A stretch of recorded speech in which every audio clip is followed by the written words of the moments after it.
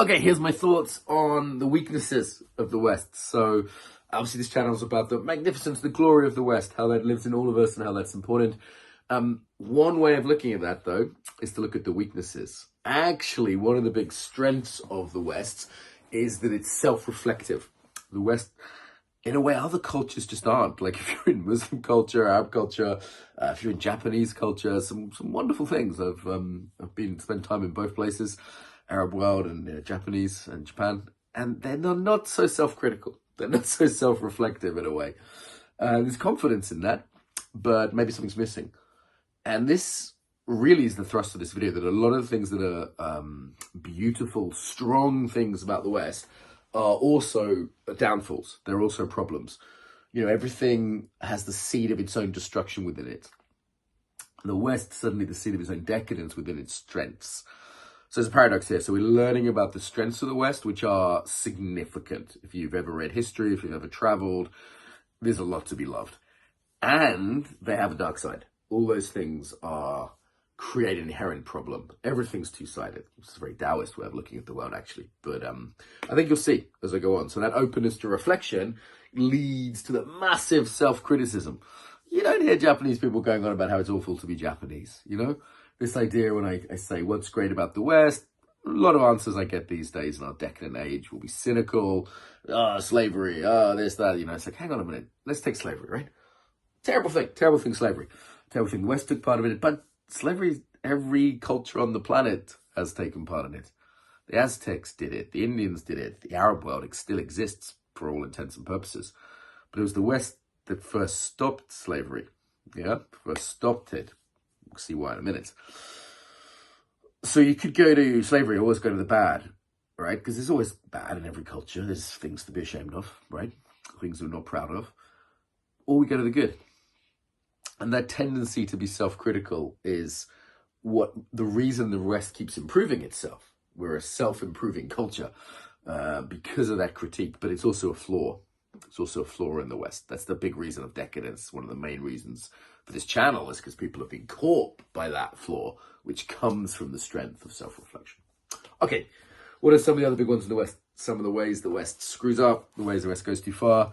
Yeah, all right, let's look at this. The West is not a warrior culture. So Muhammad was a warlord. The samurai were a warrior elite. Just stay with the two examples of two other cultures. But on this channel, I'm never saying the West is best for everyone. I'm saying the West is a glorious culture and to be admired and to be proud of. There's plenty of other good cultures. The West is, however, not a warrior culture. We separated that out. So what a king could not just say might is right, like Genghis Khan. There's another culture, Mongolian, yeah. Mongolians conquered the world, right? Half the world, biggest continuous land empire that ever lived. But it was always might is right. Whereas in the West, we have the Magna Carta, you know, and various other charters from the Americans, the French, various other groups, stemming back from the Greeks, but the Magna Carta was the big one, where we said even the king is subject to the rule of law. So the rule of law, it's not might is right. It's not just warrior. It was that feeling of, we could say it's a civil culture ruled by the people. Yeah, it's civil. It's not martial in that way. Now that's a beautiful thing because it means, you know, someone just doesn't bully you and take your food. We have property rights, we have human rights, land rights, all these Western things that we take for granted that are hugely important. The weakness there, though, is weakness. Is that warrior cultures tend to stay robust. They tend to stay strong. They value strength. You've got the samurai, they value strength. They install that. They install warrior values of courage and da-da-da. The Spartans would be another one. But we're much more Athenian than Spartan, really, in the West. And that lack of warrior culture can lead to weakness. So even though it's a beautiful thing, civil, rule of law, yeah, there's a weakness there. Also, if we look at that as well, the separation of church and state. So we're relatively secular in the West. So in America, that's kind of, you know, in the Constitution. In Britain, it's not the case. Theoretically, the king, for example, is the head of the Church of England as well as the head of the government, but there is a separation. There are different branches, at least. There's and this goes back to European history from the church and the kings being separate entities. So that secularization in the West is a strength, right? You can have different religions, you can have no religion. We're not a theocracy, which means we could, approve scientifically because there isn't like a religious dogma getting in the way.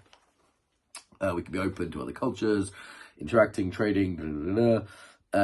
The problem with that secular nature, and Nietzsche was the first to see this, is that it can lead to nihilism. So it's like, okay, particularly if the Christian basis is gone, what are we left with? It can lead us wide open. So a lot of the religions of the modern world, whether they be pseudo-religions of consumerism, celebrity, social justice, like I look at people waving the pride flags, and there's a pseudo-religious quality to it because people are wide open because they don't have the faith of someone who, was an Aztec or mentioned Muslim world, whatever it is. So that's secularism of the West, which is a huge strength, or at least a separation of church and state out, also a weakness, can lead to nihilism. Same with our individualism. So the West is beautiful in that it leads in individual human rights. This is not a thing in Russia or China. Okay, Chinese civilization, a lot to be admired, a lot of great history. Not so much in the current day, I would say, but certainly things in the past to be admired. Not so much individuals. In China they say we don't have human rights. We have Chinese rights. The society has rights. The individual right, bodily integrity. Even the church in Middle Ages in Europe saying individuals had to consent to marriage. It was a big deal. Most cultures, in India, for example, now the great culture, it's not the case. People don't consent to marriage. It's arranged. These days, there's some consent in a lot of marriages, but generally, the individual is not as sacred as it is in the West. So hence, individual liberty. The focus on the individual is one of the huge strengths of the West. However, it can lead to selfishness, to not being communitarian in the same way as the Japanese are, for example, Chinese, most African countries I've spent time in. And it can lead to narcissism. If the individual becomes the religion, if we combine a loss of faith with hyper-individualism, and we are ranked as some of the most individualistic cultures that have ever existed. The States, for example, is hugely high on that individualism scale. A bit less so in Southern Europe. You'll see a bit more communitarianism there, but nowhere near sort of general Asian levels, for example. So the individualism can be a huge flaw. Again, it's a strength, wouldn't want to get rid of it, but it can be a huge flaw. Kind of related to that is egalitarianism. So we're individuals and there's an equality. So again, kind of Christian idea, equal under God. Also civil idea, equal under the law. We're less hierarchical. Like I've lived in Ethiopia, for example, spent time in Japan, and those kind of cultures are way more hierarchical. There's different linguistic forms in, say, Tibetan. In Ethiopia, different handshakes depending on the respect, Now, the West had more of that in the past, but it's gradually gone down, down, down, down.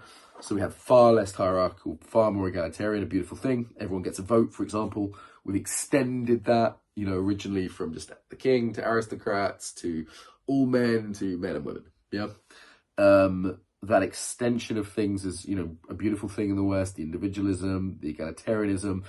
Problem there is that it can lead to a sense of mediocrity. Like, once someone, the sense of everyone who's an idiot voting for the same thing, or not having an elitism, not saying, hey, some people are smarter, some people are better athletes, some people are kinder, whatever it is. We're all equal. We're supposed to be all equally talented, and that can leave us open to the sort of forced equity that we see today, right? There has to be this number of people from this social background in every job. Doesn't make sense. All right, another one, openness. So the West traditionally has been very open. Lots of small countries trading with each other. That's European history. Small countries trading and in conflict, the two things. Very different in China, for example, much more closed. Japan closed its borders for hundreds of years. Ethiopia was a mounting kingdom with certain closeness to it. That openness is a great thing. We take on words from other languages. English has all sorts of words from Indian, even like pajamas or, various Indian languages, all sorts of languages. We just steal stuff from all over the place. We take on different cultural ideas. This is why I reject this notion of, what do they call it now? Not cultural imperialism. I've forgotten the term. It's a silly lefty term for when you take on ideas from other cultures. Cultural appropriation. Of course, that's what we do. It's a beautiful thing. Appropriate everything. Take on good ideas. It's not like, take on ideas from the Arab world, take on ideas from Asia, take on good ideas. Good ideas are good ideas. That openness, however, is a flaw, right? It's always a flaw as well. If we go, well, everybody's equal, and so we should be open. Hang on a minute. Do you want huge numbers of people in your nation who don't believe in the ideals of that nation? Germany, London, yeah, Paris. Maybe not a good idea. Maybe not a good idea. So a certain amount of openness, good. Taken to sort of liberal extreme of no borders, everything's open. You wouldn't let everyone in your house, would you? You have a door for a reason. You lock it. Okay, last one. We're intellectual people. So the West is very intellectual from the Greeks onwards, the separation of sort of mind and body. From the Greeks, the Descartes. You know, I'm an embodiment teacher, so I spent my life sort of undoing the damage of that in many ways. And even when we look at this idea of being Western, what's our practice for that? We have some ritual, but, you know, the Japanese martial arts, that's a practice of being Japanese. This is one thing I think I bring to the party, having studied some of these Asian arts. So what's a practice of being Western? The pragmatic, how do we build that? Sports used to be that, not so much anymore. So there's some attempts, you know, modern attempts, extreme sports maybe, outward bound, scouts. You know, we've had some attempts at this, but we tend to be much more thought-orientated, intellectually orientated, which again could lead to a lack of sort of warrior robustness and a lack of like, how do we actually train our character rather than just write books about the decline of the West? What do we do about it? So there you go. Some of the major features. Probably could add a couple more. Yeah, do feel free to add comments, whatever, if you think I missed one. Some of the major strengths of the West, which are also some of the major weaknesses, and we need to see both sides of these and take these into account. You can't separate them out.